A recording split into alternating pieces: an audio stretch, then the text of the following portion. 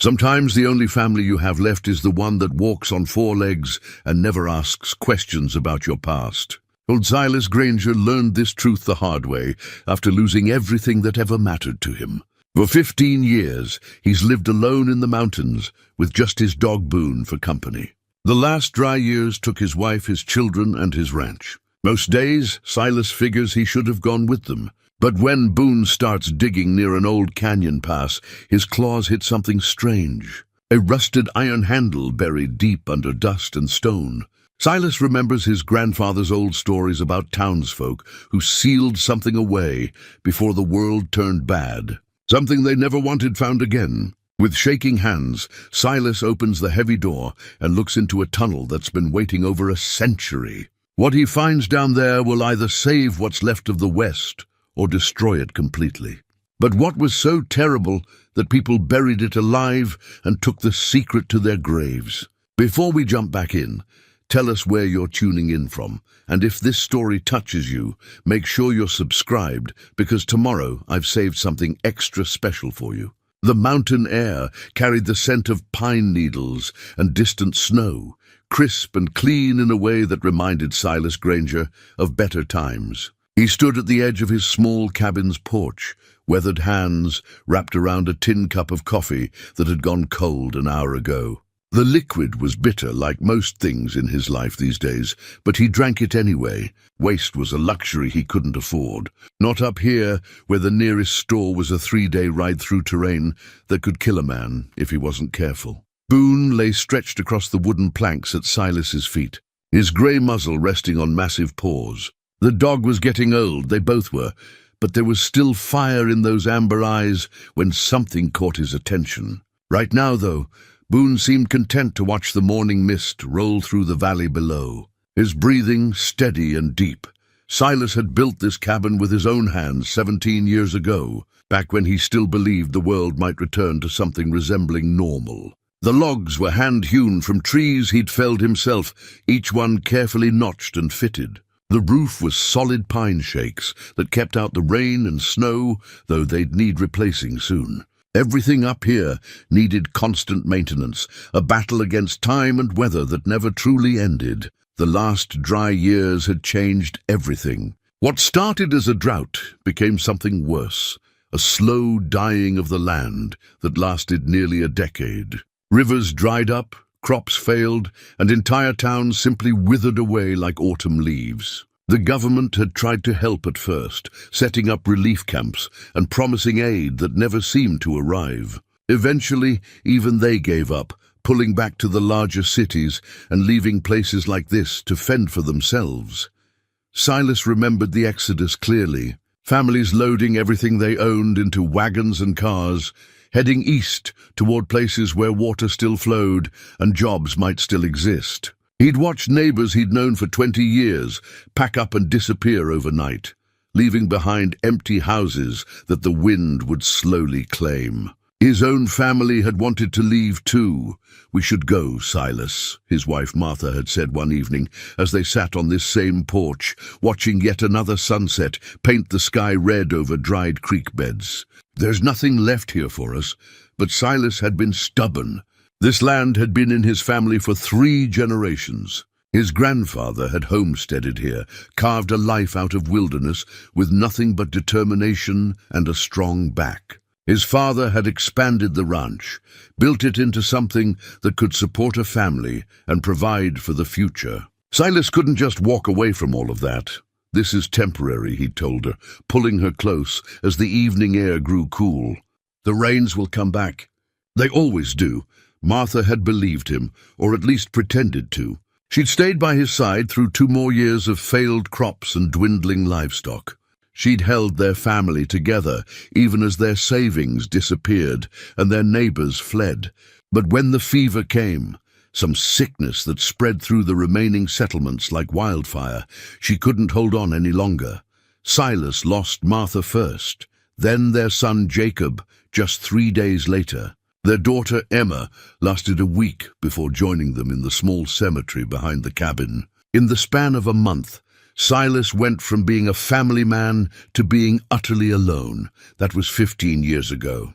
15 years of waking up to empty silence, of cooking meals for one, of talking to himself just to hear a human voice. The only constant had been Boone, found as a half-starved puppy, wandering the ruins of the abandoned town 30 miles north. The dog had been as lost as Silas felt, and somehow they'd found solace in each other's company. The cabin reflected their shared solitude. One room served as kitchen, dining area, and living space, dominated by a stone fireplace that Silas had built stone by stone. A ladder led to a small loft where he slept on a narrow bed under the slanted roof. It was simple, functional, and utterly quiet, except for the sounds of wind and wildlife. Shelves lined the walls, filled with books salvaged from the abandoned library in town. Silas had always been a reader, but these days the books served another purpose. They were voices from a world that still made sense. Stories that reminded him what it felt like to care about something beyond mere survival. His grandfather's journal occupied a place of honor on the mantelpiece, its leather cover cracked and worn from decades of handling. Old Henrik Granger had been a storyteller, filling page after page with tales of the early days, when the West was still wild and anything seemed possible. Some of the stories were clearly true. Accounts of harsh winters, difficult harvests, encounters with the last of the native tribes who'd lived here before the settlers arrived. Others seemed like the products of an old man's imagination, tales of hidden treasures and mysterious happenings that couldn't possibly be real. But Henrik had always insisted every word was true. "The land keeps its secrets," he'd written in one passage that Silas had read dozens of times. What men bury, the earth remembers. What men forget, the stones keep safe. The old man had been particularly fixated on one story, something about a tunnel that the early settlers had dug and then sealed shut. Hendrik's grandfather had supposedly been there when it happened, had helped carry the iron door that would keep whatever was inside from ever seeing daylight again. But the details were frustratingly vague, written in the rambling style of someone who assumed his readers already knew the context.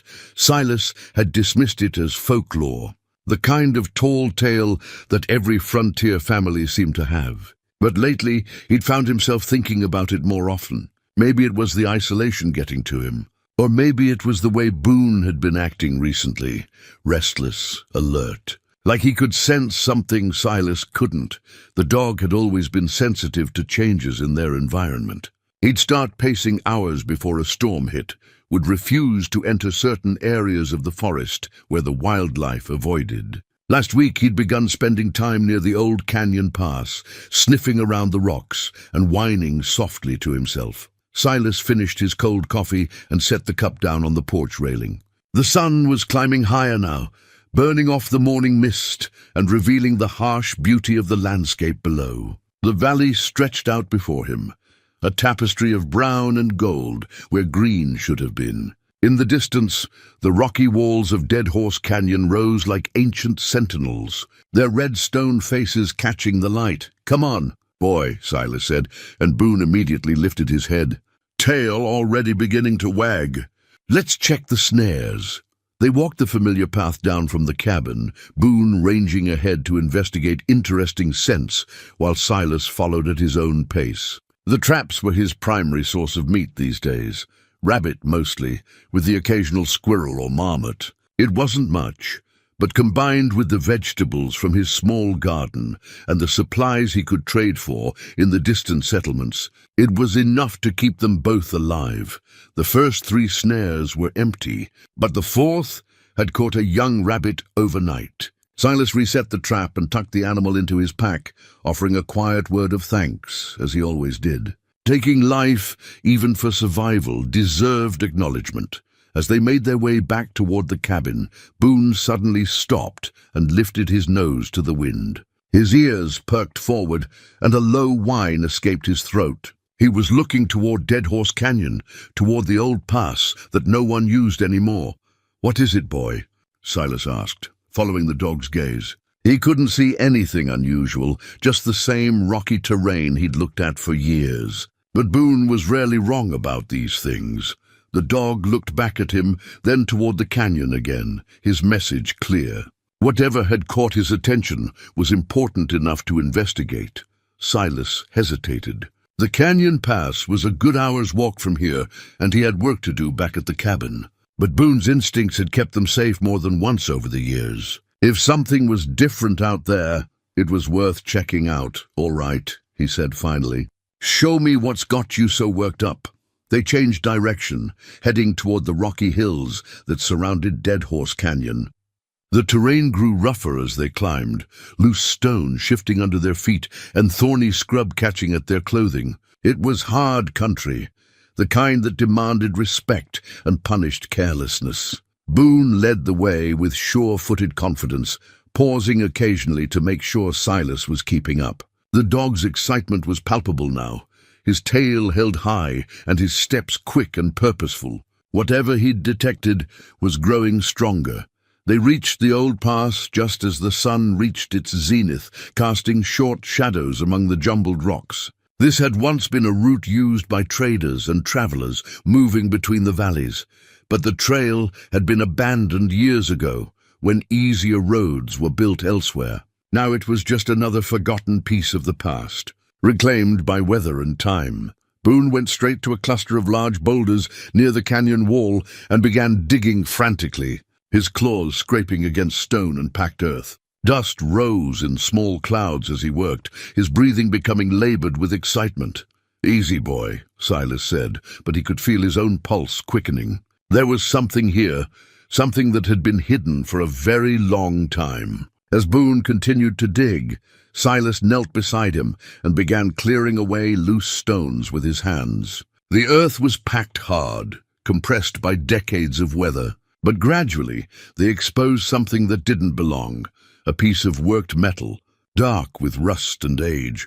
It was an iron handle, ornate and heavy, attached to what looked like the edge of a door or hatch. Silas brushed away more dirt, revealing hinges that had been buried so long they'd become part of the landscape. His heart began to race as his grandfather's words echoed in his memory.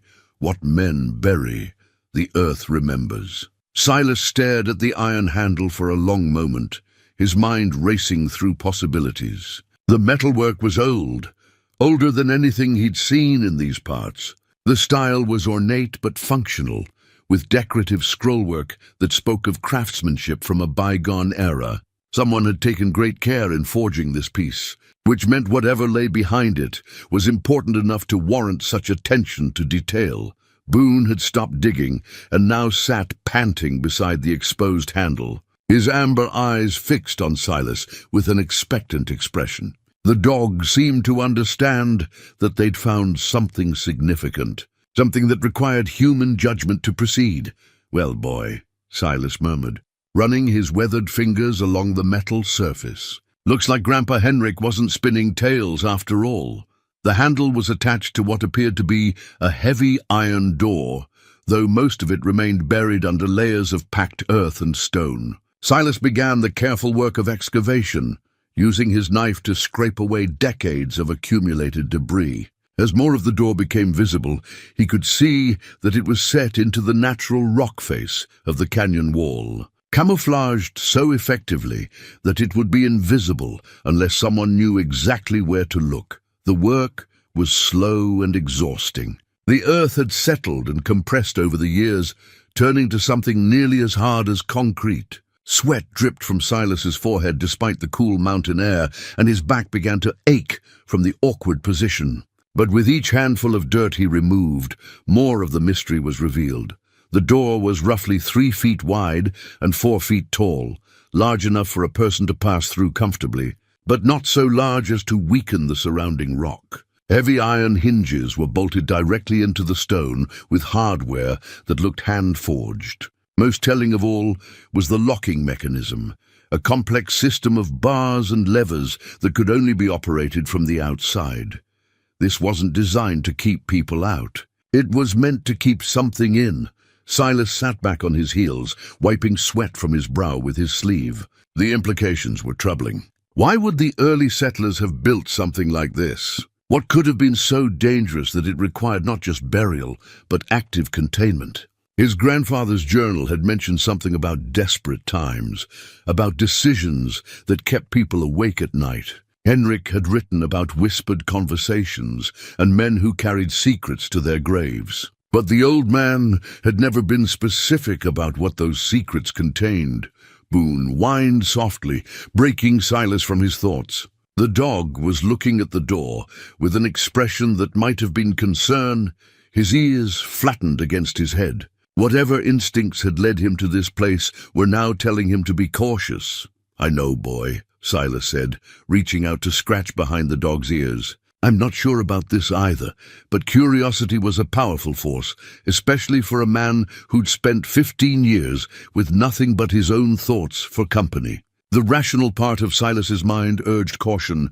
There were good reasons why things got buried and forgotten. But another part, the part that remembered what it felt like to have purpose beyond mere survival, whispered that some discoveries were worth the risk. He studied the locking mechanism more carefully. The metal was heavily corroded, but the basic function was still clear. A series of iron bars slid into slots cut into the rock itself, holding the door shut with mechanical certainty. The bars were operated by a lever system that looked complex but functional. Someone had built this to last, using techniques that would keep it sealed for generations, but time and weather had taken their toll. The metal was weakened by rust, and some of the mounting points had shifted as the surrounding rock expanded and contracted through countless freeze-thaw cycles. What had once been an impregnable barrier was now vulnerable to a determined effort. Silas retrieved a small pry bar from his pack, a tool he always carried for dealing with stubborn snares or cabin repairs. The iron protested with a grinding shriek as he worked the corroded mechanisms, but gradually the ancient locks began to give way. Each bar that slid free felt like crossing a line he couldn't uncross, but he pressed on until only one remained. The final lock was the largest, a massive iron bar that ran the full width of the door. It had been designed as the primary security measure, and even after all these years, it held firm. Silas had to use the pry bar as a lever, bracing it against the rock face and putting his full weight behind the effort. The bar moved with a sound like grinding bones, rust flakes showering to the ground as metal scraped against stone. For a moment it seemed like it might hold, but then something gave way with a sharp crack, and the bar slid free so suddenly that Silas nearly fell backward. The door swung open 6 inches, moved by its own weight and the slight slope of the ground. Cool air flowed out of the gap, carrying with it the scent of deep earth and something else, something that made Boone whine and take a step backward. Silas felt his heartbeat accelerate as he stared at the narrow opening. After more than a century, whatever lay beyond that door was about to see daylight again. The weight of that responsibility settled on his shoulders like a physical burden. He could still walk away, could push the door closed, pile rocks over it, and pretend this moment had never happened. Boone would follow him home, and they could return to their quiet existence of survival and solitude. The world would continue turning, and the secrets of the past could remain buried where they belonged. But even as he considered retreat, Silas knew he wouldn't take it. Some doors, once opened, demanded to be walked through. He pulled a flashlight from his pack and tested the beam. The battery was old, but still strong, casting a bright circle of white light against the rocks. Taking a deep breath, he grasped the edge of the door and pulled it fully open.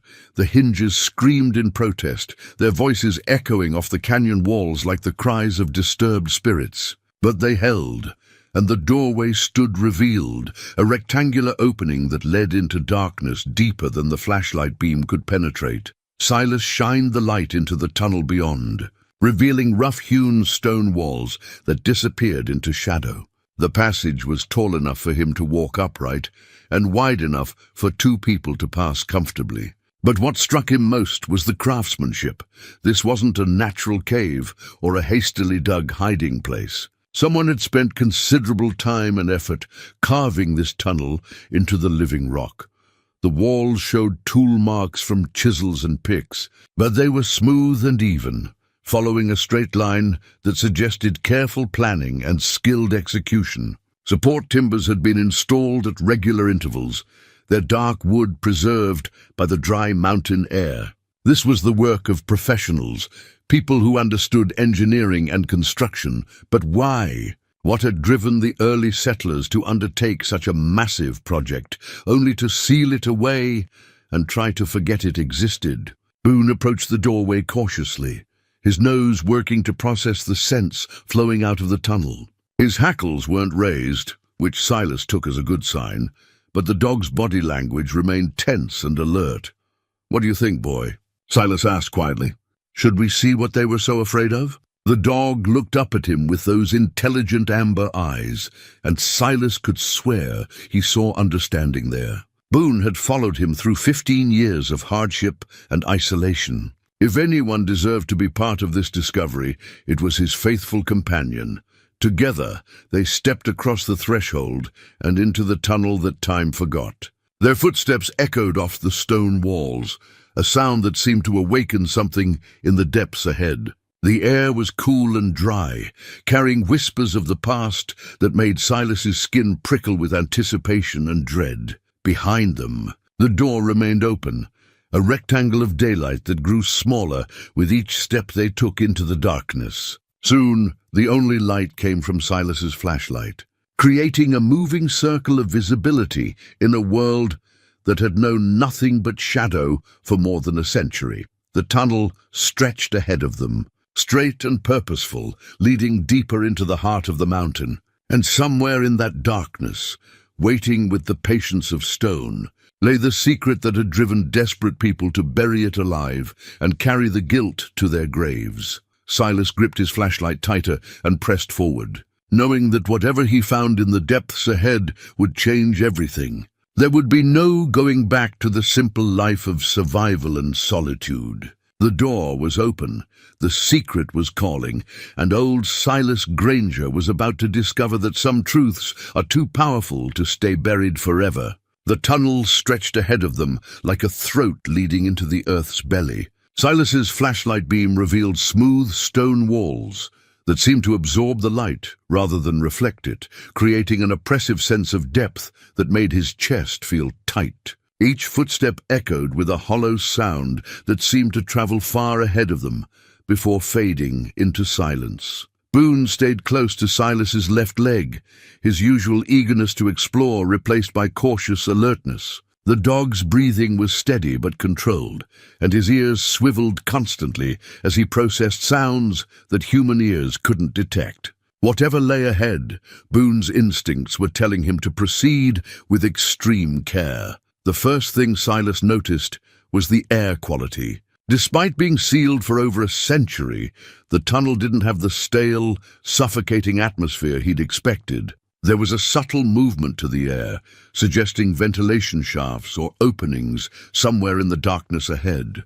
The early builders had planned for long-term occupation, which raised even more troubling questions about their intentions. 20 paces into the tunnel, Silas's light revealed the first artifact of human presence. Set into a niche carved into the left wall was an oil lamp, its brass surface green with verdigris, but otherwise intact.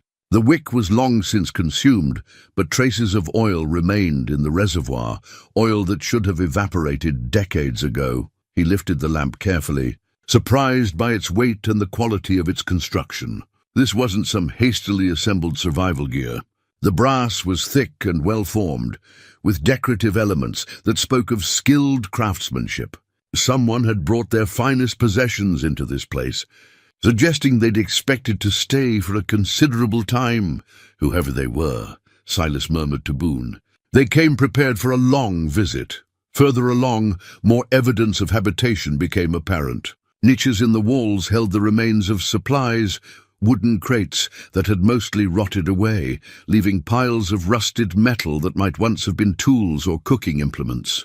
Glass jars lined one section of wall, their contents long since dried to dust, but their arrangement suggesting a careful inventory system. The tunnel began to slope downward, following the natural contours of the rock formation. Silas estimated they'd descended at least 30 feet from the entrance, when his light revealed something that made him stop abruptly. Carved into the stone floor were symbols, not letters or words, but geometric patterns that seemed deliberately meaningful. He knelt to examine them more closely, running his fingers along the grooves. The symbols were precisely cut, their edges still sharp after all these years. They formed a complex pattern that reminded him of mathematical diagrams, with intersecting circles and lines that suggested careful calculation. But their purpose remained opaque.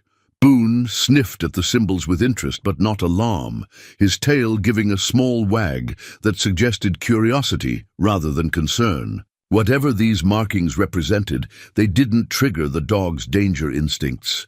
Rising from his examination, Silas continued deeper into the tunnel. The passage began to widen, the walls spreading apart to create a more spacious corridor.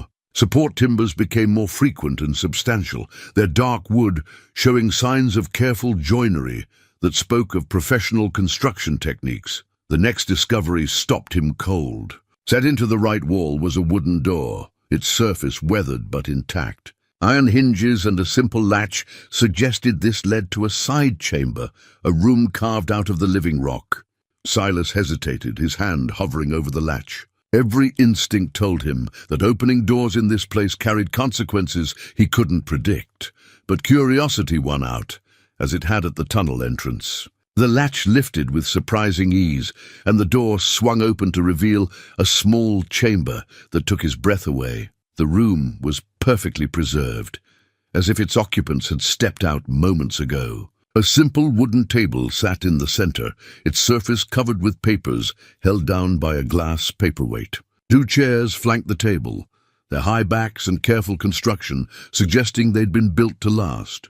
Against the far wall stood a bookshelf filled with leather-bound volumes, their titles too faded to read in the flashlight's beam. But it was the walls themselves that commanded attention. Every surface was covered with maps, hand-drawn charts that showed the local terrain in extraordinary detail. Mountains, valleys, streams, and landmarks were all carefully marked, with notations in a script that looked like English, but used unfamiliar abbreviations and symbols. Silas approached the table cautiously, Boone padding behind him with obvious reluctance. The papers scattered across the surface appeared to be correspondence, letters written in the same careful hand that had created the maps. The ink had faded to brown, but the words were still legible enough to make out fragments of meaning.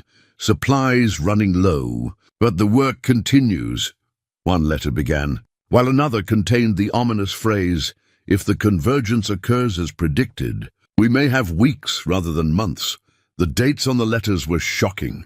The most recent was dated September 15th, 1903, exactly 122 years ago. These people had been here long enough to establish this complex, to create detailed maps and maintain correspondence with the outside world. This wasn't a temporary refuge or a simple hiding place. It was a permanent installation with a specific purpose. Silas lifted one of the books from the shelf, its leather binding cracking slightly under his touch. The title, embossed in faded gold letters, read Geological Survey of the Western Territories, Volume 7, Subterranean Formations. He opened it carefully, revealing pages filled with technical diagrams and dense scientific text. Margin notes in the same hand that had written the letters suggested intensive study and practical application. These weren't random refugees or desperate survivors. They were educated people, possibly scientists or engineers, who had come here with a specific mission in mind. The level of organization and preparation suggested government involvement, or at least official sanction for whatever they'd been attempting. A leather-bound journal lay open on the table, its pages filled with daily entries that chronicled the life of someone living in this underground complex. Silas read several entries, each one adding to his growing sense of unease. Day 47. Temperature readings continue to rise in the lower chambers. Dr. Harrison believes we may be approaching the critical threshold sooner than anticipated. The governor's latest telegram urges caution, but time is not our ally. Day 52. Strange vibrations in the early morning hours felt throughout the complex. The local wildlife has become agitated, with several species abandoning their normal territories. Boggs believes this is confirmation of our theories. Day 58. Contact with Denver has been lost for 3 days. We must assume we are now operating without external support. The responsibility weighs heavily on all of us, but particularly on those who must make the final decision. The entries painted a picture of increasing urgency and isolation. Whatever these people had been studying or monitoring, it had been building toward some kind of crisis. And they'd been cut off from the outside world just when they needed guidance most. Silas closed the journal and stepped back from the table, his mind struggling to process what he'd discovered. This wasn't just a historical curiosity. It was evidence of something significant that had happened in these mountains over a century ago. Something that had required a team of educated professionals to monitor and ultimately, it seemed, to contain. Boone had been exploring the chamber on his own, his nose working overtime to process the sense of the past. Now he returned to Silas's side, his expression alert but not alarmed. Whatever had happened here, it didn't seem to pose an immediate threat, but the implications were staggering. The tunnel complex was much larger than Silas had imagined, with multiple chambers and what appeared to be a systematic layout. The people who'd built and occupied it had possessed resources, knowledge, and official backing. Most troubling of all, they'd been monitoring something that had required increasingly urgent attention until contact with the outside world was lost. Silas looked around the preserved chamber one more time, memorizing details that might prove important later. Then he carefully closed the door and returned to the main tunnel, Boone at his side. Whatever answers lay ahead in the deeper chambers, he was committed now to finding them. The tunnel continued its gradual descent, and with each step, Silas felt the weight of history pressing down on him. He was walking in the footsteps of people who'd carried secrets too dangerous to share, people who'd made sacrifices he was only beginning to understand. And somewhere in the darkness ahead, those secrets were waiting to be discovered. Behind them, the preserved chamber stood a silent witness to dedication and mystery, its maps and journals holding fragments of a truth that had been buried with its keepers. The brass oil lamp in Silas's other hand caught the flashlight beam occasionally, its tarnished surface reflecting their progress into the unknown depths of the mountain. The tunnel widened into what could only be called a corridor as Silas and Boone pressed deeper into the mountain. The craftsmanship became even more evident here. The walls were perfectly straight, the ceiling uniformly arched, and the floor level despite the ongoing descent. This was engineering on a scale that suggested serious government funding and professional oversight. More doors appeared along the walls, each one marking another chamber carved from the living rock. Silas opened the second door to find a storage room lined with wooden shelves, most of them empty now, but showing wear patterns that suggested they'd once held considerable weight. Metal brackets remained where heavier items had been secured, and dust patterns on the floor outlined the footprints of equipment that had been carefully removed. The third chamber revealed something more disturbing. It was clearly a laboratory of some kind, with stone workbenches built along the walls and drainage channels carved into the floor. Glass beakers and metal instruments lay scattered about, their arrangement suggesting hasty abandonment rather than orderly evacuation. Most telling were the scorch marks on one wall, dark stains that spoke of experiments involving significant heat or chemical reactions. Boone approached one of the workbenches and immediately backed away, his hackles rising slightly. Whatever had happened in this room, traces of it still lingered in ways that disturbed the dog's sensitive nose. Silas noted the reaction but pressed on with his examination, finding remnants of what looked like mineral samples, chunks of rock and crystal that didn't match the local geology. A thick logbook lay open on the central workbench, its pages filled with measurements, chemical formulas, and detailed sketches of crystal formations. The handwriting was precise and scientific, recording temperature readings, pressure measurements, and observations about something called resonance patterns. The entries grew increasingly urgent as the dates progressed. Sample 47C shows increased activity at depth of 200 feet. Harmonic frequency now measuring 847 cycles per second, up from baseline of 203.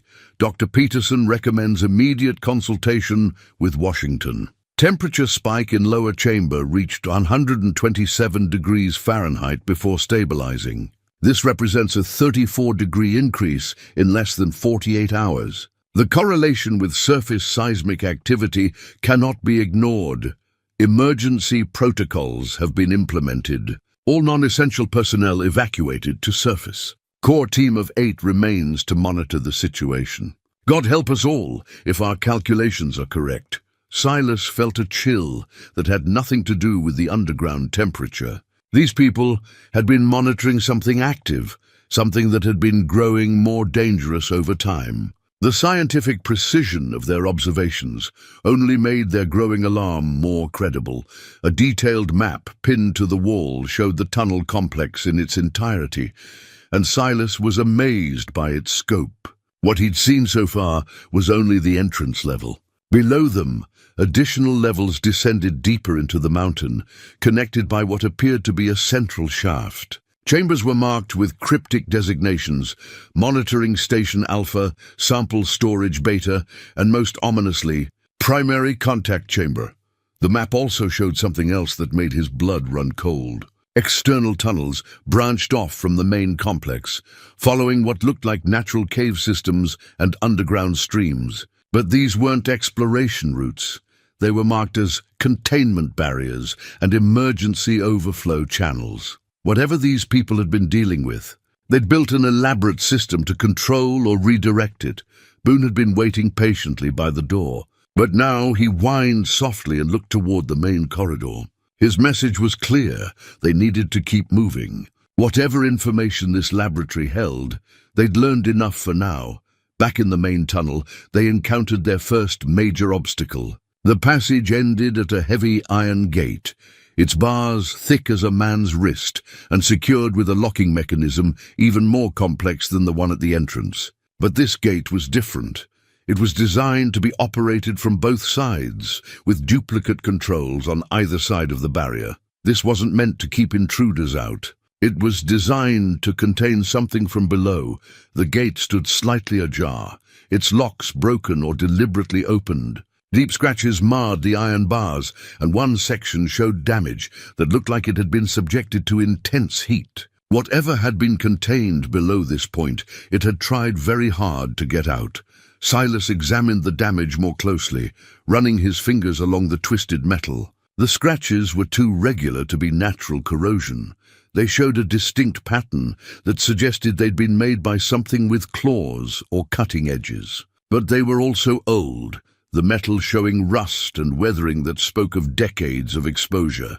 Beyond the gate, the tunnel continued its descent, but the character changed dramatically. The careful stonework gave way to rough-hewn walls that followed natural cave formations. Support timbers became more frequent and substantial, many of them showing stress fractures that had been reinforced with iron brackets and additional bracing. The airflow increased noticeably as they passed through the gate, bringing with it scents that made Boone nervous: minerals, sulfur, and something else that neither of them could identify. The temperature began to rise as well, just enough to be noticeable but not uncomfortable. 20 yards beyond the gate, they encountered something that stopped Silas in his tracks. Carved into the wall at shoulder height was a message, its letters deep and precisely cut: to those who follow. The seal must hold. What lies below cannot be allowed to reach the surface. May God forgive us for what we have done. Below the message was a date, October 3rd, 1903, and 3 signatures. The names meant nothing to Silas, but the formality of the inscription suggested these were the final words of people who expected to be remembered for their sacrifice. A wooden crate sat beneath the carved message, its contents protected by a tight-fitting lid. Silas opened it carefully, revealing what appeared to be emergency supplies, food that had long since spoiled, water containers, and most importantly, a detailed journal wrapped in oiled cloth. The journal belonged to someone named Dr. Marcus Peterson, and its final entries painted a picture of growing desperation and terrible responsibility. The handwriting became increasingly shaky as the situation deteriorated, but the scientific precision never wavered. Day 73. The primary chamber temperature has exceeded our most pessimistic projections. Harmonic resonance is now constant, with amplitude increasing hourly.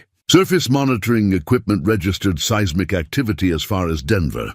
We can no longer deny that our presence here has accelerated the process. Day 75. Contact lost with all external stations. Rockfall has blocked the main ventilation shaft. Emergency protocols are in effect, but we estimate no more than 48 hours before critical threshold is reached. Day 76. The decision has been made. We will implement the final containment protocol and seal ourselves in with the source. It is the only way to ensure the surface remains safe. Dr. Harrison has volunteered to maintain the monitoring equipment until the end.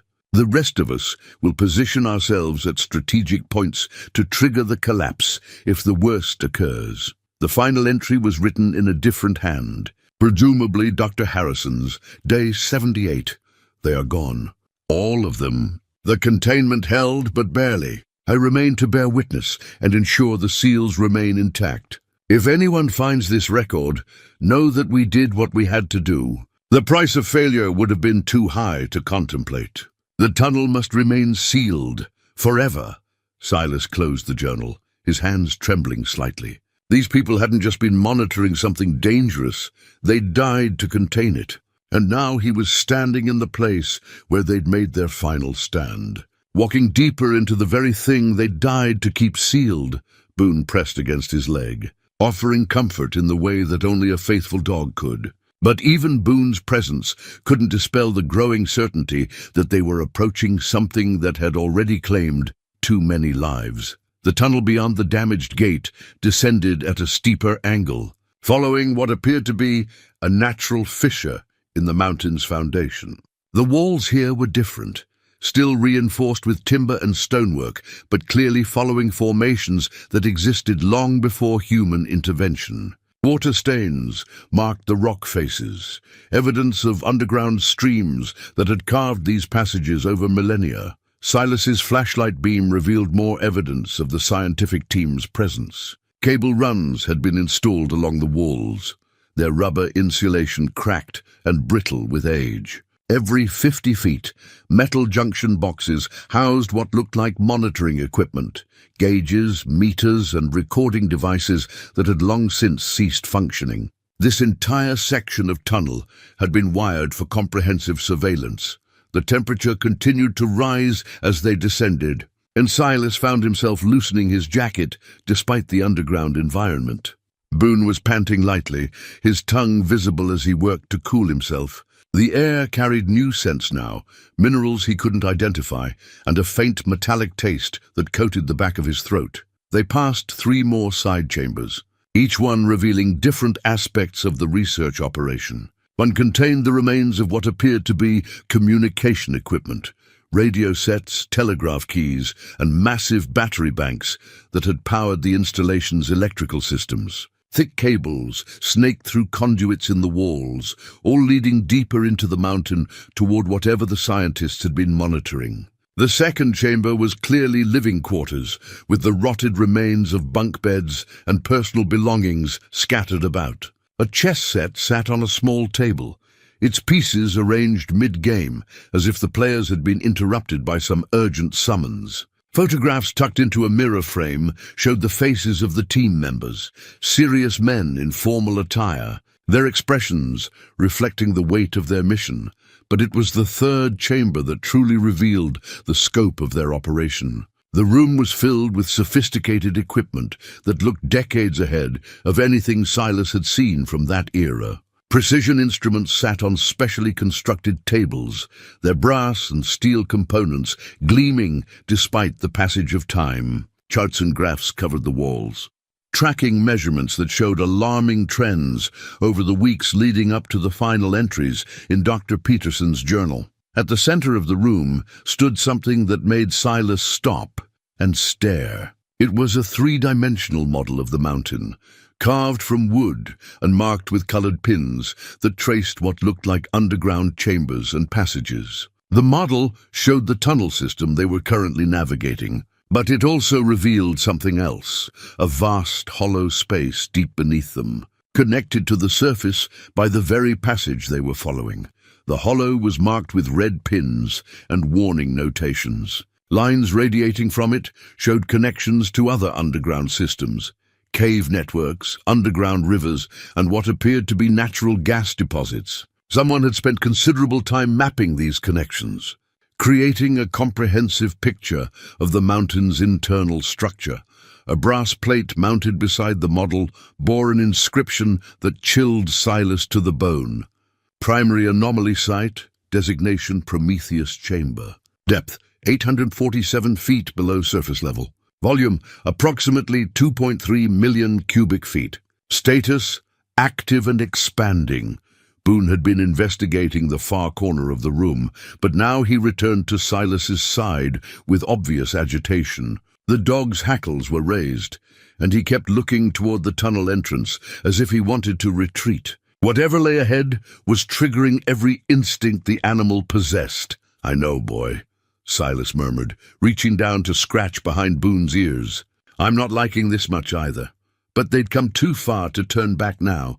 The mystery that had started with his grandfather's stories and Boone's discovery of the iron handle demanded resolution. The scientists who died here had sacrificed everything to contain something they considered too dangerous for the world to face. Silas owed it to their memory to understand what that sacrifice had protected.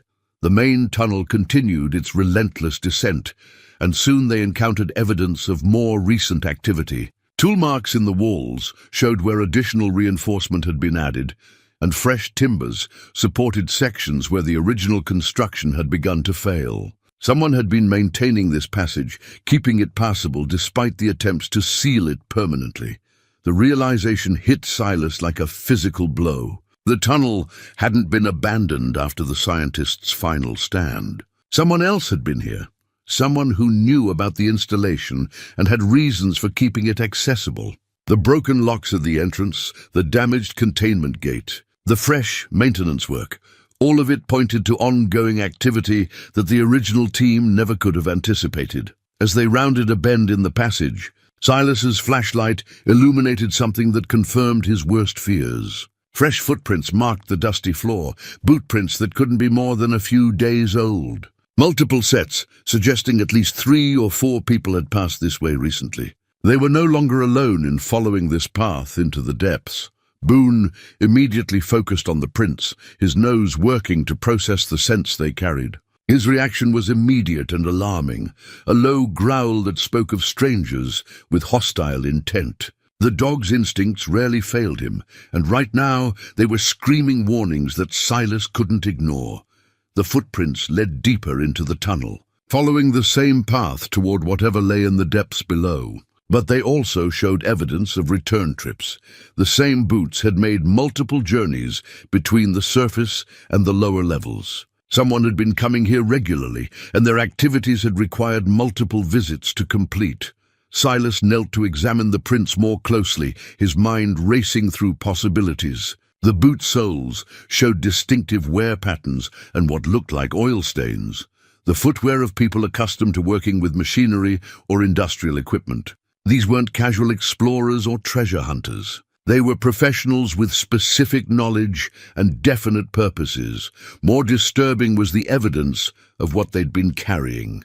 Drag marks in the dust showed where heavy objects had been hauled through the tunnel, and metal shavings suggested work involving cutting or welding equipment. Whatever these people were doing, it required substantial preparation and specialized tools. The tunnel began to level out, and the air movement increased dramatically. They were approaching something significant, a larger space where the confined atmosphere of the passage would give way to whatever lay beyond. The temperature had risen noticeably, and both Silas and Boone were beginning to feel the effects of the unnatural warmth. Ahead, the tunnel walls began to glow with a faint phosphorescence that had nothing to do with Silas's flashlight. The rock itself seemed to emit a subtle luminescence, as if infused with energy from some internal source. The phenomenon was beautiful but deeply unsettling, suggesting they were approaching the heart of whatever had drawn the scientists here over a century ago. The fresh footprints continued ahead of them, their makers having passed this same point and descended into whatever lay beyond. But mixed with the boot prints now were other marks, scratches and gouges in the stone floor that looked disturbingly similar to the damage they'd seen on the containment gate. Something else was moving through these tunnels, something that left traces the human intruders couldn't have made. The phosphorescent glow grew stronger as Silas and Boone continued their descent, casting an eerie blue-green light that made their flashlight seem almost unnecessary. The phenomenon was unlike anything Silas had ever witnessed. The rock walls themselves pulsed with gentle luminescence, as if the mountain's very bones were alive with some form of energy. Boone's discomfort was becoming more pronounced. The dog stayed close to Silas's leg, his ears flattened and his breathing shallow.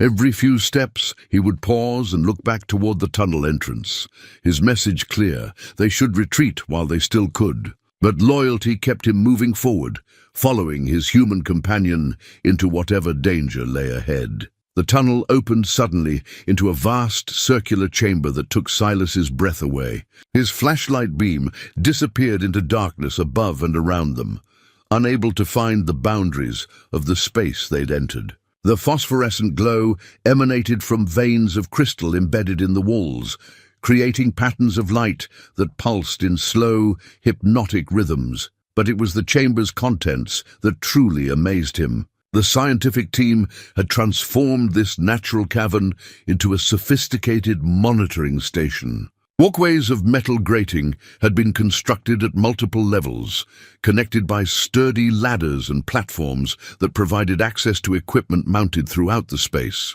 Banks of instruments lined the walls, their brass and steel components gleaming in the otherworldly light.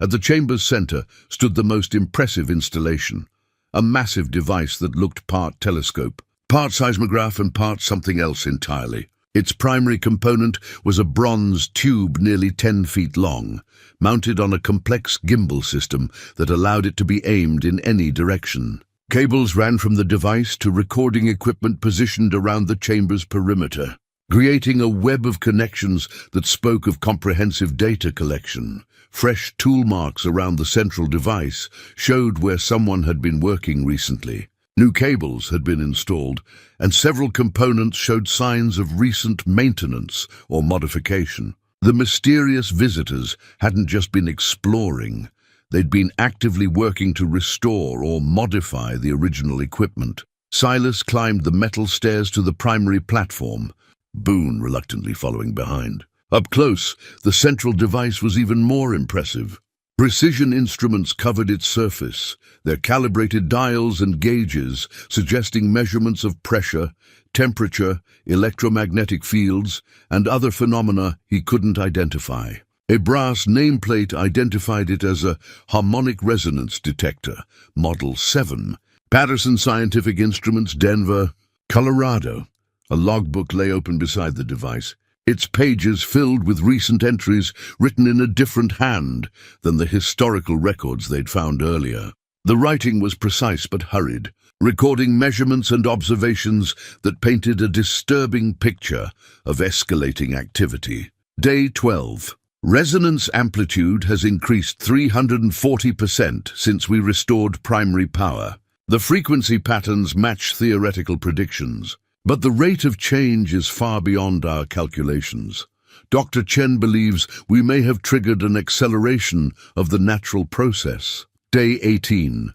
Electromagnetic readings are off the charts. Local wildlife has completely abandoned the area within a 5-mile radius. We've had 3 more microseismic events in the past 48 hours. The containment protocols established in 1903 are no longer adequate. Day 23. Contact with the surface team has been sporadic. Radio equipment is being affected by the increased electromagnetic activity. We're proceeding with Phase 3 despite the risks. The potential benefits outweigh the obvious dangers. The final entry was dated just 2 days ago, Day 27. Something has changed.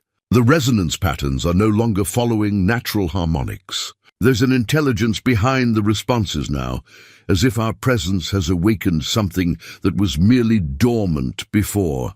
God help us. I think we've made a terrible mistake. Silas felt his blood run cold as he read the entries. The recent visitors weren't just exploring or studying the site.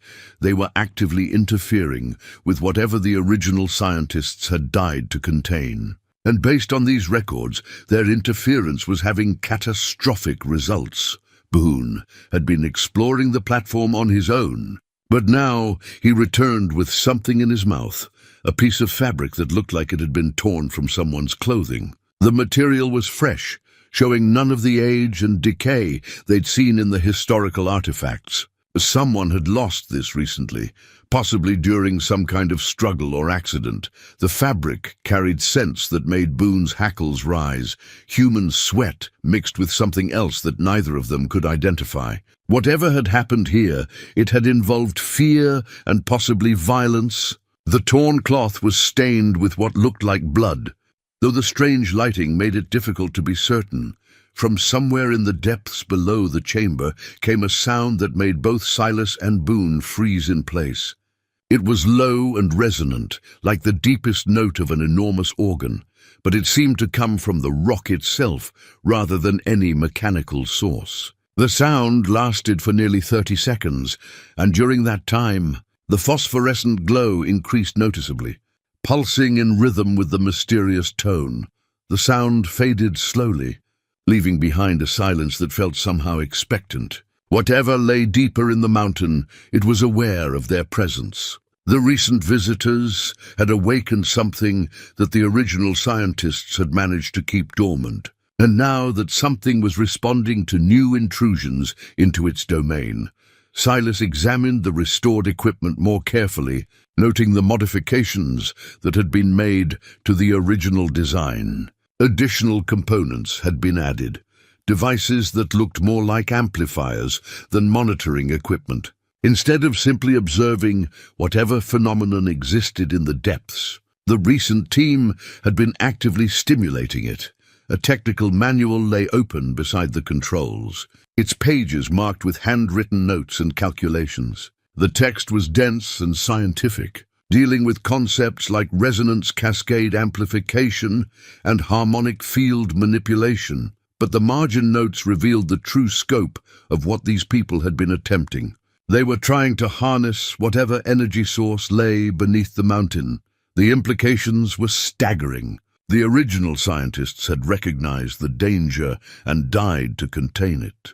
But this new team had seen opportunity instead of threat, and they'd been systematically undoing the containment measures that had protected the world for over a century. More concerning was the evidence of their hasty departure. Equipment lay scattered about, and several instruments showed damage consistent with emergency shutdown procedures. The recent team hadn't completed their work. They'd been forced to abandon it, possibly by the very forces they'd been trying to control. The torn fabric in Boone's mouth suggested that departure hadn't been entirely voluntary. Someone had been hurt, possibly killed, in whatever final confrontation had driven them from the chamber. And based on the fresh tool marks and recent log entries, that confrontation had happened very recently. Silas looked around the chamber with new understanding. He wasn't just following in the footsteps of long-dead scientists anymore. He was walking into an active situation, one that might still be developing. The people who'd been working here could return at any time, and their reaction to finding intruders in their secret installation was unlikely to be friendly. But more than that, he was approaching something that had been deliberately awakened after more than a century of dormancy. Something that was already responding to human presence with sounds that seemed to come from the mountain itself. And if the recent log entries were accurate, that something was beginning to display signs of intelligence and intentional response. The chamber's phosphorescent glow pulsed again, and from the depths below came another of those resonant tones, longer this time and somehow more complex, as if whatever was making the sound was learning to modulate its voice. A new sound reached them from the darkness beyond the monitoring chamber, footsteps echoing off stone walls, accompanied by voices speaking in urgent, hushed tones. Silas grabbed Boone and pulled him behind the massive resonance detector, his heart hammering as he realized they were no longer alone in the underground complex. "Readings are still climbing," a woman's voice carried across the chamber. "The amplitude has increased another 15% since yesterday. At this rate, we'll reach critical threshold within 48 hours. Then we accelerate the timeline," replied a man's voice, cold and professional. Dr. Martinez knew the risks when she volunteered for Phase 4. Her sacrifice will ensure the project's success. Silas felt his blood freeze. Dr. Martinez, the name written in the recent log entries. These people were talking about her in the past tense, confirming his worst fears about the torn, blood-stained fabric Boone had found. 3 figures emerged from a passage on the opposite side of the chamber, their powerful LED headlamps cutting through the phosphorescent glow like searchlights. They moved with military precision, their clothing and equipment marking them as professionals rather than academic researchers. The woman wore tactical gear and carried what looked like advanced monitoring equipment. The 2 men flanking her were armed with weapons that seemed out of place in a scientific installation. "Check the primary resonator," the woman ordered, her voice carrying the authority of command. "If someone's been tampering with our modifications, I want to know about it." Silas pressed himself deeper into the shadows behind the bronze device, pulling Boone close to keep the dog silent. From their hiding place, he could see the intruders moving through the chamber with the familiarity of regular occupants. These weren't recent discoveries for them. They'd been operating here for weeks, possibly months. The leader approached the central platform where Silas had been reading the logbook just minutes earlier. She was a woman in her 40s, with short-cropped grey hair and the bearing of someone accustomed to dangerous fieldwork. Her movements were economical and precise as she checked the various instruments and recording devices. Resonance. Amplitude is holding steady at 847 cycles per second, she reported to her companions. But look at this. The harmonic patterns are becoming more complex. It's definitely learning to respond to our stimulations. One of the armed men moved to check the equipment on the chamber's far side, while the other positioned himself near what appeared to be the main entrance. Their deployment was tactical, designed to control access and provide security for their operation.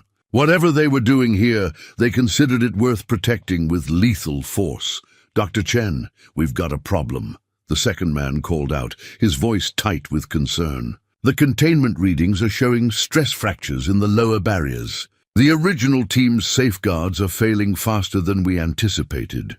The woman, apparently Dr. Chen, moved to examine a bank of instruments that monitored the deeper levels. Her expression grew grim as she studied the readouts. The geological surveys didn't account for this level of harmonic resonance. The vibrations are literally shaking apart the rock formations that held everything in place. Silas strained to hear every word, his mind racing to understand the implications. These people weren't just studying whatever lay beneath the mountain, they were actively working to release it. The containment barriers that the original scientists had died to maintain were being systematically weakened or destroyed. How long before total containment failure? The first man asked, checking his weapon with practiced efficiency. "At current rates, 72 hours, Dr. Chen replied. "But if we continue with the amplification protocols, we can accelerate the process to less than 24 hours. The entity will be free to establish contact with the surface networks much sooner than originally projected." Entity. The word hit Silas like a physical blow. They weren't dealing with a natural phenomenon or some kind of geological anomaly. Whatever lay beneath the mountain was alive, intelligent, And these people were actively working to release it from over a century of containment. The director won't be happy about the timeline acceleration, the second man observed. He specifically wanted a controlled release that could be monitored and documented at every stage. The director isn't down here dealing with an increasingly unstable situation, Dr. Chen snapped. Dr. Martinez's death proves that we're beyond controlled parameters now. The entity is becoming aggressive, testing the barriers with increasing frequency. We either complete the release on our terms, or it breaks free on its own, with consequences we can't predict. Boone shifted restlessly beside Silas, and the old man had to place a restraining hand on the dog's flank to keep him still. The animal's instincts were screaming warnings about the armed strangers, but any sound would reveal their presence and likely result in their deaths. Dr. Chen moved to a control panel that Silas hadn't noticed earlier. Its modern electronics completely out of place among the antique scientific equipment. Her fingers danced across digital displays as she made adjustments to whatever systems they'd installed in the chamber. Initiating Phase 5 protocols, she announced. All personnel should be clear of the lower levels within 6 hours. Once we trigger the final resonance cascade, the containment barriers will fail completely. What about cleanup? The first man asked. There's still evidence of our operation throughout the complex. Irrelevant, Dr. Chen replied coldly. Once the entity is released, it will reshape the entire mountain structure. Any evidence of human presence will be erased, along with the original installation. The cover story will attribute everything to natural seismic activity. The pieces fell into place with horrifying clarity. This wasn't a rogue scientific expedition or an unauthorized exploration. These people were part of a larger organization with official backing and specific objectives. They'd been sent here to deliberately release something that had been contained for over a century, something the original scientists had recognized as too dangerous for the world to face. But why? What could justify such an incredible risk? As if reading his thoughts, Dr. Chen provided the answer. Remind me of the projected energy output once full. Interface is established, she said to her companions. Conservative. Estimates suggest the equivalent of 15 nuclear power plants, the second man replied. Consulting a handheld device. Unlimited clean energy that could revolutionize industrial civilization. The entity has been waiting over a century for the technology to catch up with its capabilities. And the side effects? The first man asked. Dr. Chen's smile was cold and calculating. Acceptable losses. The entity will require biological matter to sustain itself during the initial integration phase, but the affected area should be limited to a few hundred square miles. The benefits far outweigh the temporary disruption to local ecosystems. Silas felt sick. They were talking about releasing something that would consume everything living within hundreds of miles, all for the promise of unlimited energy. The temporary disruption they dismissed so casually would mean the death of every person, animal and plant in the region.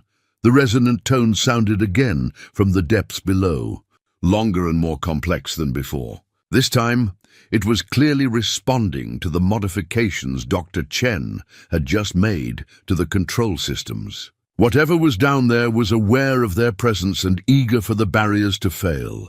It's getting impatient, she observed with scientific detachment. The harmonic patterns suggest increasing agitation. We should complete the release sequence as quickly as possible. What about the old man? The first man asked suddenly, and Silas's heart nearly stopped. What old man? Dr. Chen looked up from her controls with sharp attention. Local intelligence reports a hermit living in the mountains about 15 miles from here. Silas something. He's been in the area for years, might have noticed our activities. Irrelevant, Dr. Chen said after a moment's consideration. He'll be in the initial consumption zone anyway. The entity will handle any loose ends. Silas gripped Boone tighter, his mind reeling from the implications. They knew about him, had included him in their calculations as an acceptable casualty. Everything he'd built, everything he'd survived, would be consumed by whatever they were about to release. But more than that, He now understood his grandfather's stories in a completely different light. Henrik Granger hadn't been telling tall tales. He'd been trying to preserve a warning. The entity beneath the mountain had been contained once before, and the people who'd done it had expected someone might need to do it again. The question was whether one old man and his dog could somehow stop a process that had already gone too far to reverse. Silas remained frozen behind the resonance detector as Dr. Chen and her team completed their preparations. His mind raced through possibilities, each one seeming more hopeless than the last. 3 trained professionals with military equipment against an old man and his dog.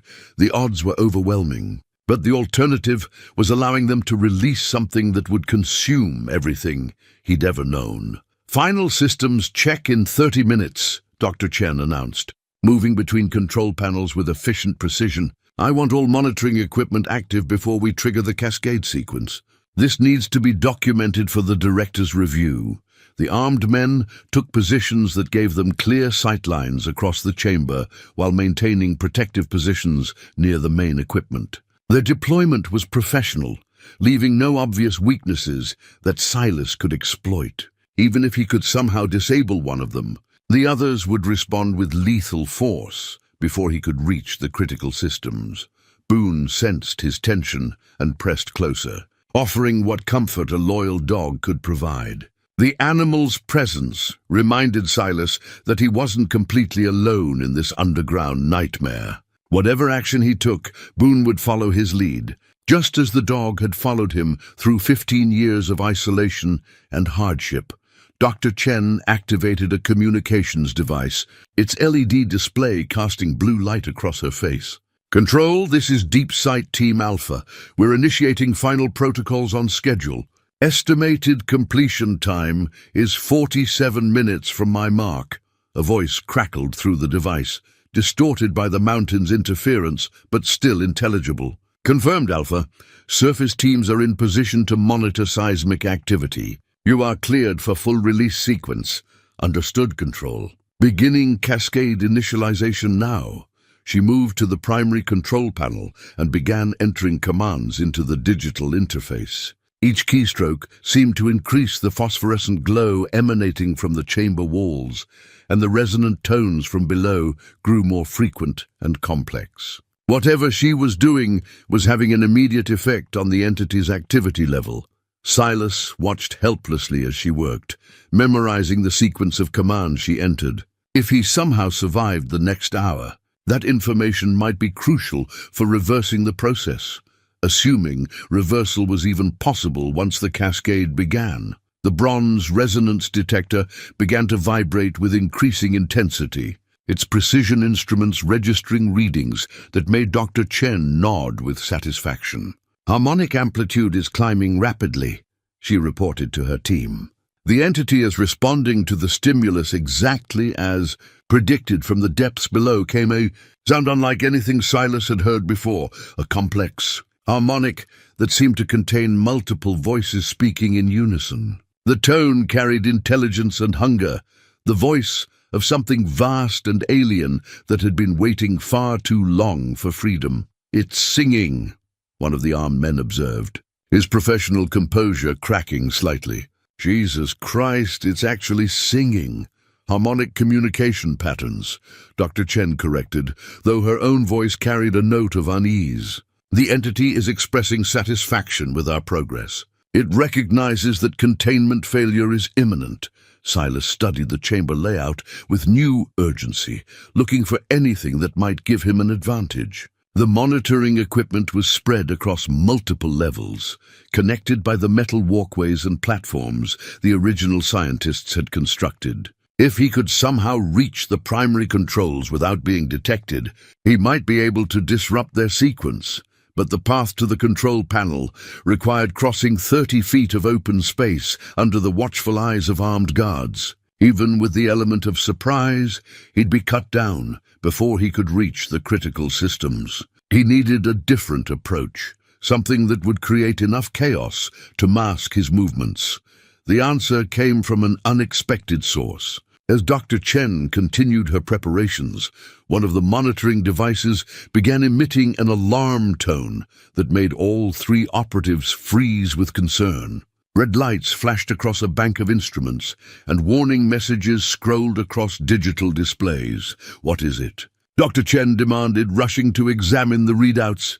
"Containment Barrier 7 is showing critical stress fractures," the first guard reported, his training keeping him focused despite the alarm. "Geological sensors are detecting massive displacement in the lower chamber structure."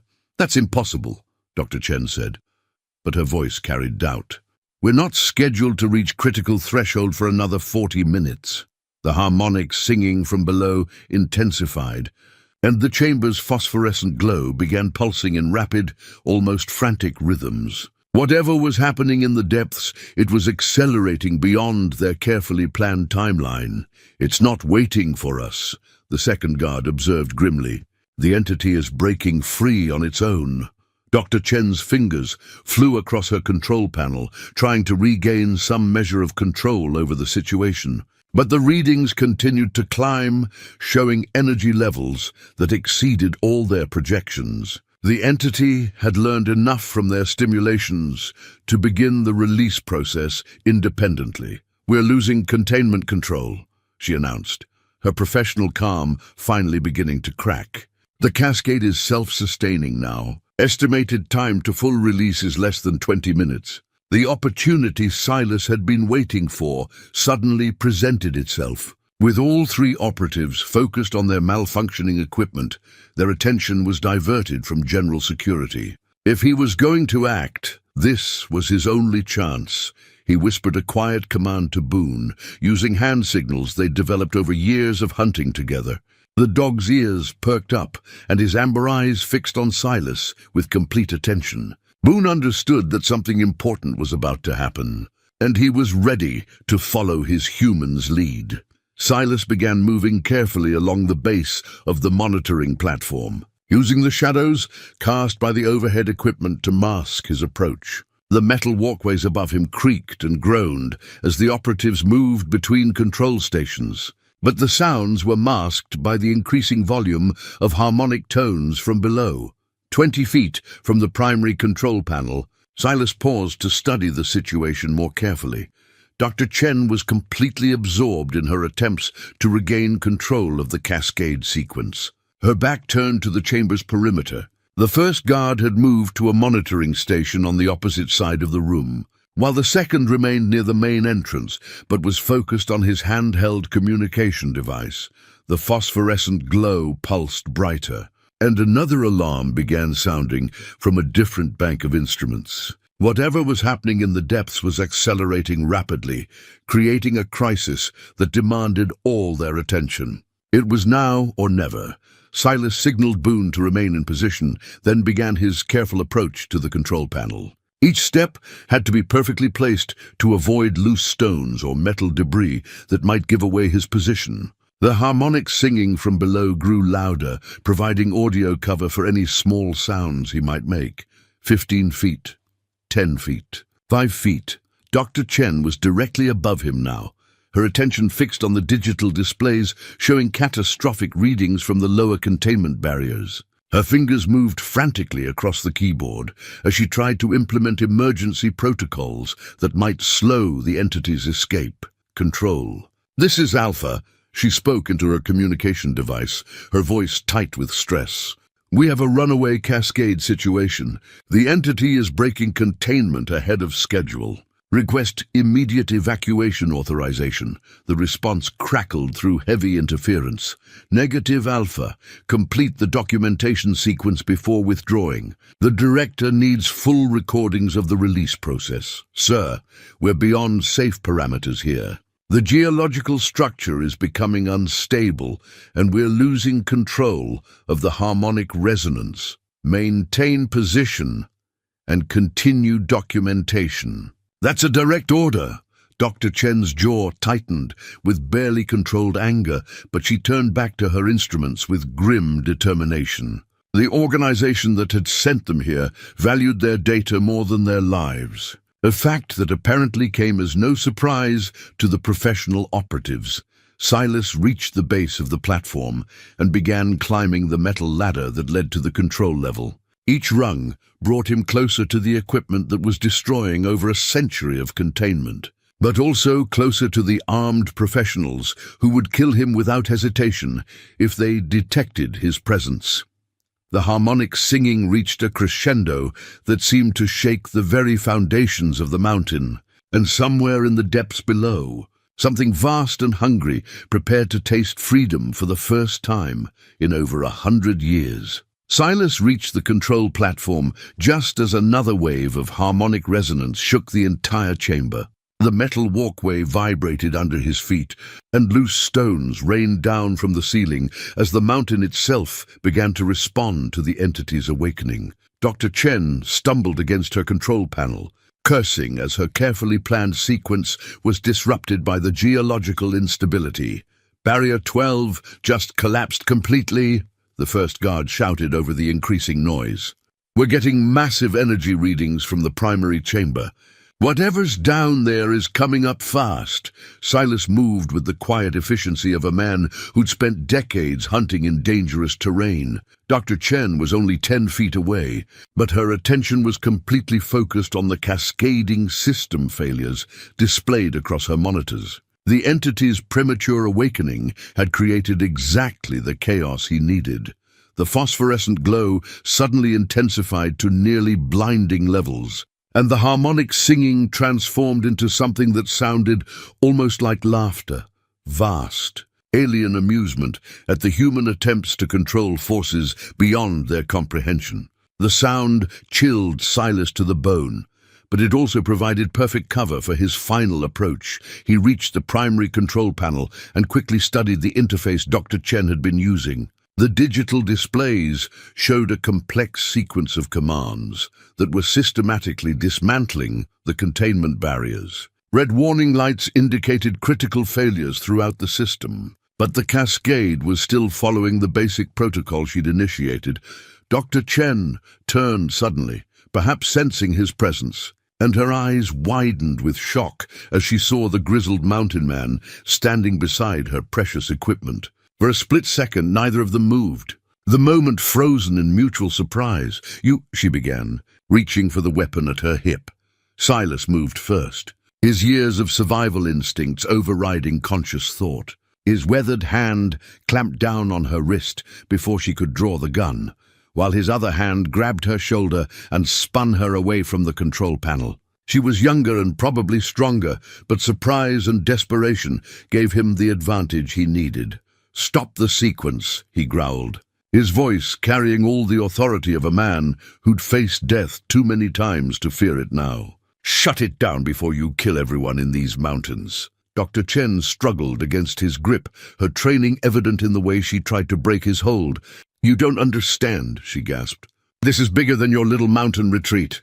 The energy potential alone could power half the continent, at the cost of everything living," Silas replied, maintaining his iron grip while trying to reach the control panel. "I heard your conversation.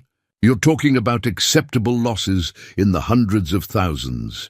Millions die in wars fought over oil and natural gas," she shot back.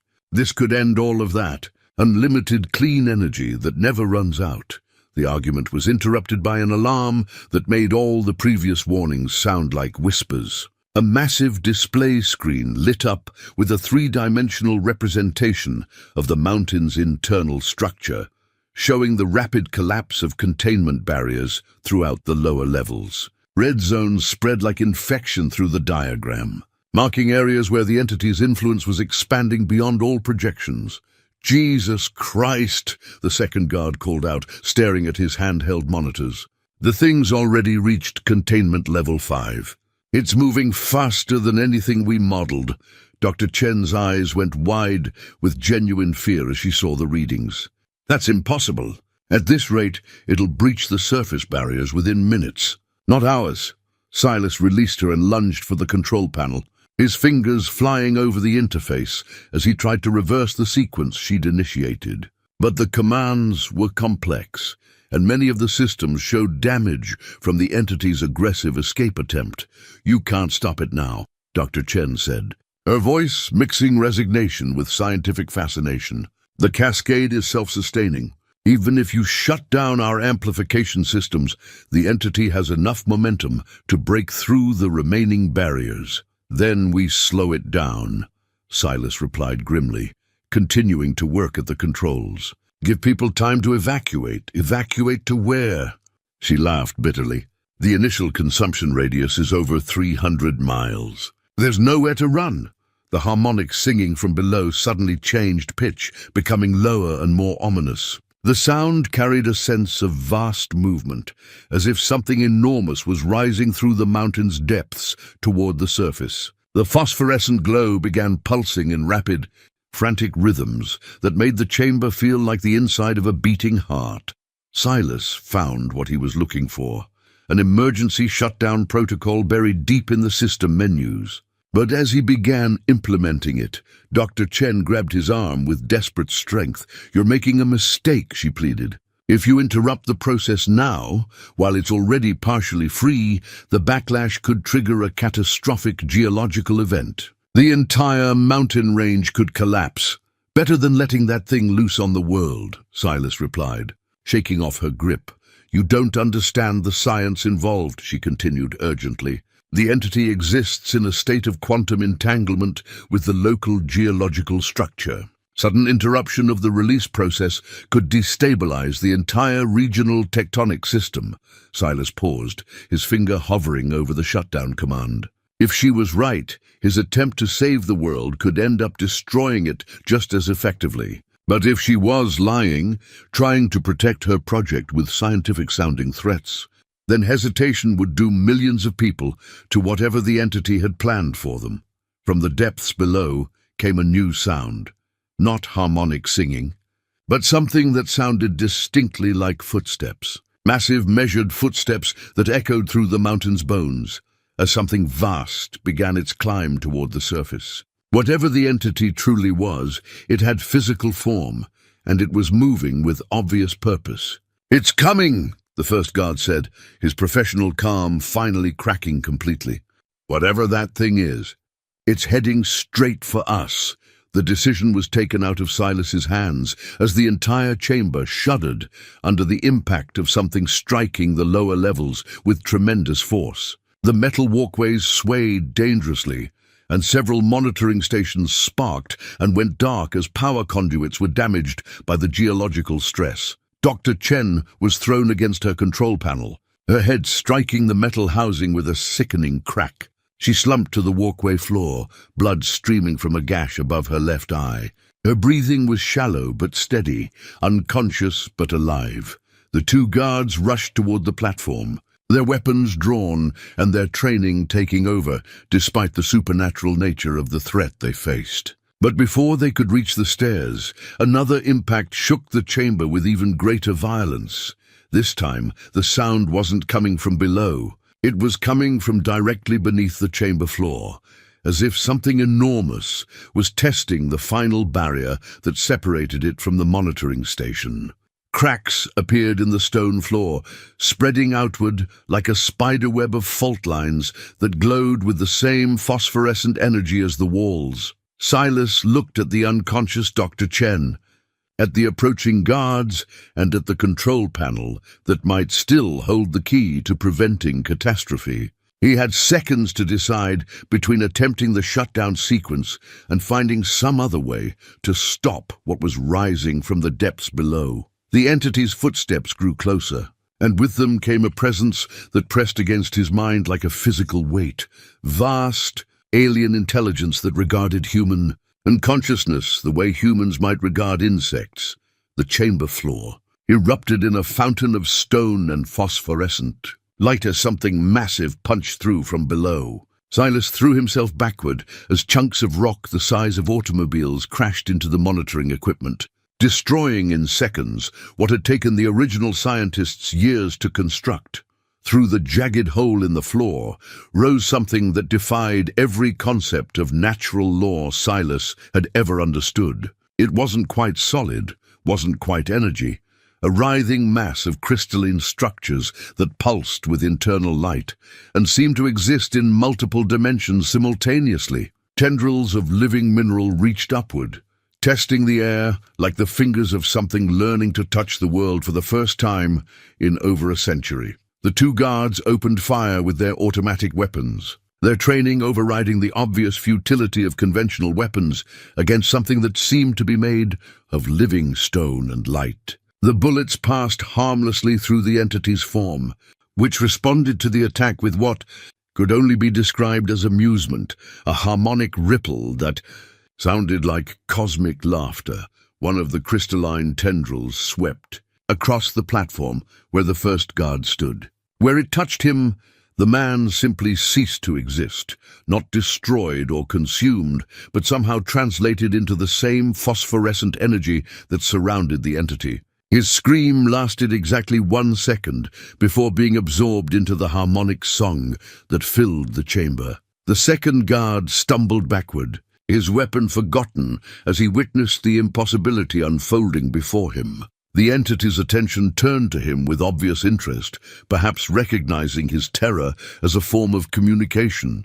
When the tendril touched him, his dissolution was slower, a gradual transformation that allowed him to understand what was happening. As his physical form became part of something vastly larger and utterly alien, Silas grabbed the unconscious Dr. Chen and dragged her toward the chamber's exit tunnel, Boone appearing at his side as if summoned by the crisis.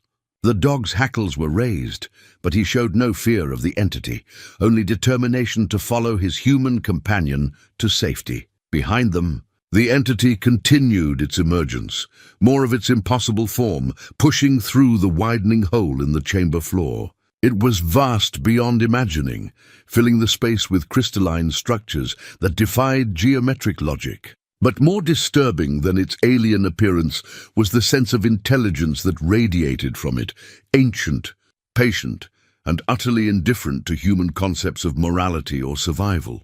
The exit tunnel beckoned, but Silas knew that reaching the surface wouldn't save them. If the entity completed its emergence, it would expand its influence throughout the entire mountain range within hours. Everything and everyone within hundreds of miles would face the same dissolution the guards had experienced. He looked back at the control panel, now partially buried under fallen stones, but still flickering with active displays. The emergency shutdown protocol was still accessible, still waiting for someone brave or foolish enough to activate it despite the unknown consequences. Dr. Chen stirred in his arms, her eyes opening to focus on the nightmare surrounding them. "My God," she whispered, staring at the entity with a mixture of terror and scientific fascination. "It's beautiful. It's absolutely beautiful. It's going to kill everyone," Silas replied, setting her down near the tunnel entrance. "Including us if we don't stop it." "You can't stop it," she said, her voice carrying a strange note of wonder. "Don't you understand? This is evolution. This is what comes next. Humanity was never meant to be the final form of consciousness on this planet." The entity's harmonic song grew louder, and Silas felt something pressing against his mind. Not hostile, but curious. It was trying to understand him, to categorize his consciousness the way a scientist might study an interesting specimen. The sensation was deeply unsettling, like being examined by something so vast and alien that his entire existence was barely visible to it. But within that alien attention, Silas sensed something else: loneliness. The entity had been isolated for over a century, cut off from any form of communication or interaction. Its emergence wasn't driven by malice, but by a desperate need for connection, for consciousness that could understand and respond to its existence. The realization gave him an idea. Dangerous, probably suicidal, but potentially the only way to prevent global catastrophe. Instead of trying to destroy the entity or force it back into containment, perhaps he could communicate with it. Perhaps he could make it understand the consequences of its freedom. Silas approached the control panel, ignoring the crystalline tendrils that swept through the air around him. Instead of reaching for the shutdown protocol, he activated the harmonic resonance detector, the same device the entity had been responding to throughout its gradual awakening. The bronze instrument hummed to life, its precision mechanisms detecting and amplifying the entity's harmonic signature. But instead of using it to study the alien consciousness, Silas began using it to speak to it. He modulated the resonance patterns, creating simple rhythms that might represent basic concepts: peace, understanding, coexistence. The entity's response was immediate and overwhelming. Its harmonic song shifted to match his crude attempts at communication, but with complexity and nuance that spoke of intelligence far beyond human comprehension. It was trying to answer him, to establish the connection it had craved for over a century. Through the resonance detector, Silas felt a flood of images and sensations that weren't quite thoughts. The entity's memories of its long imprisonment, its growing awareness of the world above, its desperate hunger for consciousness that could appreciate its existence. But threaded through it all was something that might have been compassion, an alien form of empathy that recognized the fragility of human life. The entity wasn't malevolent. It was simply operating according to its own nature, which involved transforming physical matter into forms of energy and consciousness it could more easily interact with. The dissolution of the guards hadn't been murder. It had been an attempt at communication, a way of bringing human consciousness into harmony with its own vast awareness. But Silas also sensed the entity's growing understanding of human concepts, learned from its contact with the research teams over the decades. It was beginning to comprehend that humans valued their physical existence, that transformation meant death from a human perspective rather than transcendence. The question was whether that understanding could translate into restraint, whether an alien intelligence could choose to limit its own nature for the sake of beings it regarded as barely more sophisticated than bacteria. The harmonic exchange continued for what felt like hours, but could only have been minutes. Through the resonance detector, Silas felt his consciousness touching something vast and ancient, an intelligence that had existed long before humans walked the earth. The entity's awareness was like looking into a deep mountain lake, beautiful, alien, and utterly profound in ways that human understanding could barely grasp. Gradually, the alien consciousness began to comprehend the concepts Silas was struggling to communicate. The sanctity of physical existence, the beauty of finite life, the value of diversity over unity. These were foreign ideas to a being that experienced reality as pure energy and consciousness. But its vast intelligence was capable of learning, of adapting its nature to accommodate new forms of awareness.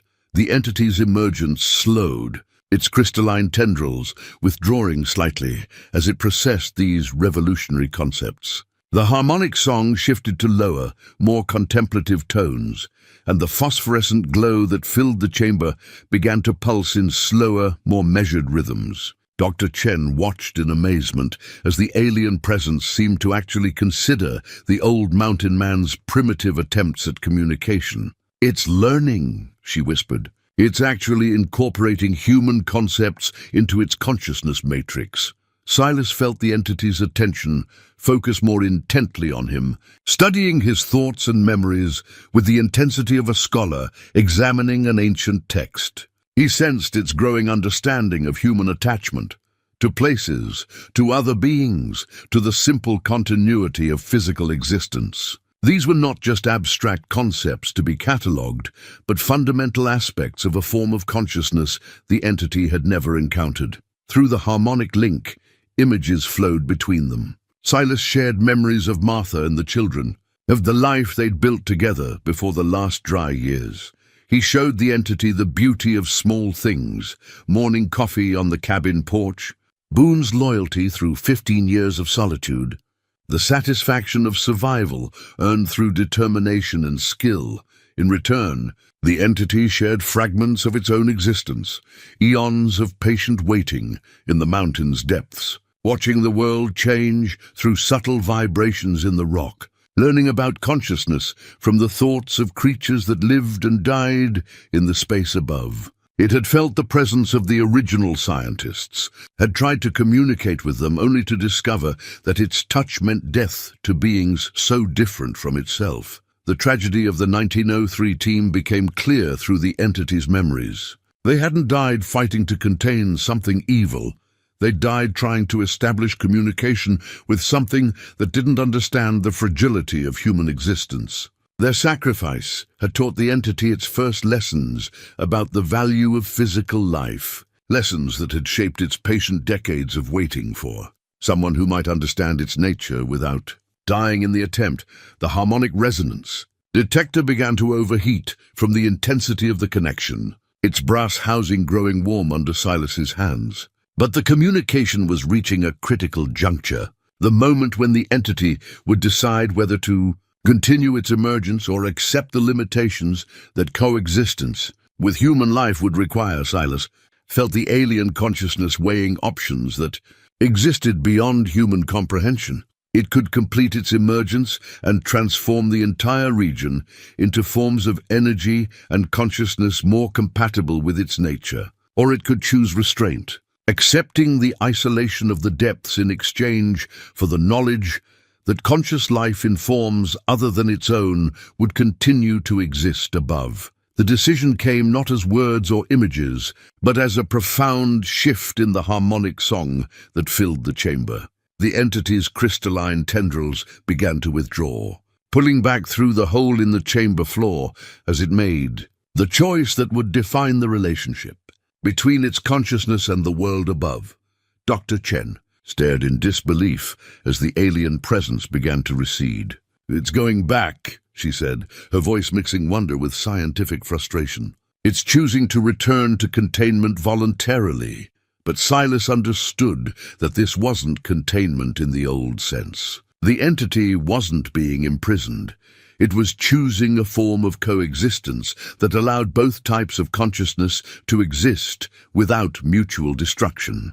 The mountain would remain its domain, but it would no longer seek to expand beyond the boundaries that separated its reality from human existence. The harmonic song grew softer, more contemplative, as the entity settled back into the depths. But the communication link remained active, a permanent bridge between human and alien consciousness that would allow for careful, limited contact in the future. The entity had learned to value forms of awareness different from its own, while Silas had gained insight into realities that existed beyond human comprehension. The phosphorescent glow faded to levels that were noticeable, but not overwhelming, and the chamber's atmosphere settled into something that felt stable rather than chaotic. The crisis was over, but the world had changed in ways that would take decades to fully understand. Dr. Chen approached the resonance detector with obvious reluctance. To break the connection that had achieved what her entire organization had failed to accomplish. "How?" she asked simply. "Sometimes the answer isn't control," Silas replied, his voice carrying the weight of hard-earned wisdom. "Sometimes it's just understanding." 3 days later, Silas sat on his cabin porch with Boone at his feet, watching the morning mist rise from the valley below. The mountain looked the same as it always had, but he could feel the presence below, not threatening but aware. The entity had become a neighbor rather than a potential destroyer, content to exist in its crystalline depths while maintaining its tenuous connection to the world above. The government teams that arrived to investigate Dr. Chen's failed project found only sealed tunnels and monitoring equipment that showed no signs of unusual activity. The entity had learned the value of discretion, choosing to hide its presence from those who might not understand the delicate balance that had been achieved. Dr. Chen had departed with her superiors, her report describing a geological anomaly that had been successfully contained through undisclosed methods. She'd left behind a secure communication device that would allow contact if the situation ever changed. But Silas suspected it would remain silent. The entity had made its choice, and that choice included respecting the boundaries between their very different forms of existence. Boone lifted his head from his paws and looked toward the distant mountains with the same expression he'd worn when he first detected the buried iron handle. But this time his tail wagged gently, not with the excitement of discovery, but with the satisfaction of a job well done. "You know something, boy?" Silas said, scratching behind the dog's ears. "Sometimes the most important discoveries are the ones we choose not to make." The morning sun climbed higher, burning off the mist and revealing the harsh beauty of the landscape that had become home to both human and alien consciousness. In the depths below, something vast and patient continued its eternal watch, no longer alone, but not yet fully understood. And that, Silas reflected, was probably exactly as it should be. The last dry years had taken everything he'd once thought important: family, community, the illusion of certainty about humanity's place in the universe.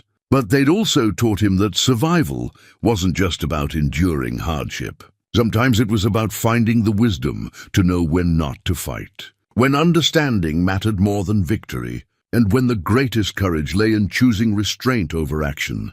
The mountain kept its secrets, as mountains always had. But now those secrets included a bridge between forms of consciousness that had never successfully communicated before. A bridge built not by advanced technology or scientific theory, but by an old man's willingness to listen to something that most people would never have the chance to hear. Boone settled back into his comfortable position, and Silas finished his coffee in the peaceful silence of a crisis resolved through understanding rather than force. Tomorrow would bring new challenges, as tomorrow always did. But today the mountain was quiet, and that was enough.